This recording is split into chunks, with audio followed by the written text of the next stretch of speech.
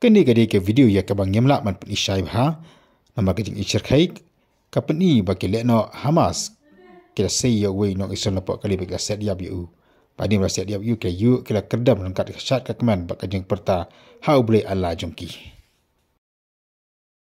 takbir takbir takbir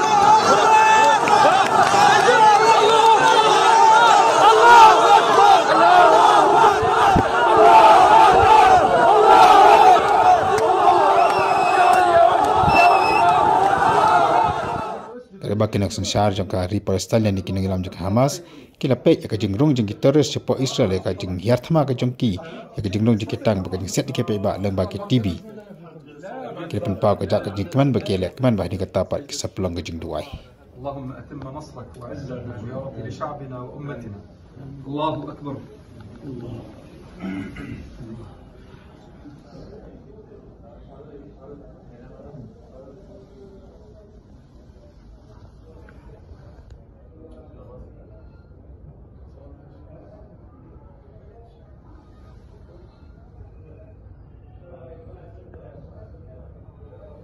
Allahu Akbar.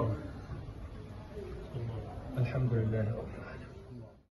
Terus Hamas ke boleh orang sekisnong ke serok jangka Gaza Strip bar ke West Bank kila set pathari ke paima haki serok bar ke lenti ke sengkian bagi media ke syutia lengkatar haki ru serok ke melawani ke dorang ni ya kan bangila ka no khana bag nam long ke ima ya ke nang pai Prime Minister ke Israel Benjamin Netanyahu ulang ke Israel kan map ya kan ke jingle jangki Hamas bahkan ada ke batenge akabat ke mau junom la אנחנו במלחמה, לא במבצע, לא בסבבים, במלחמה.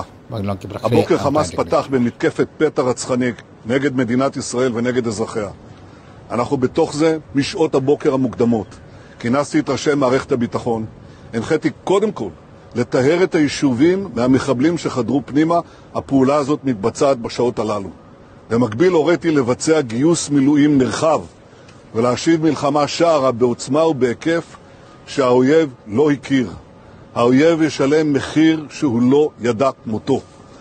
אני קורא בינתיים לכל אזרחי ישראל להישמע בקפדנות להנחיות הצבא, להנחיות פיקוד העורף. אנחנו במלחמה ואנחנו ננצח בה.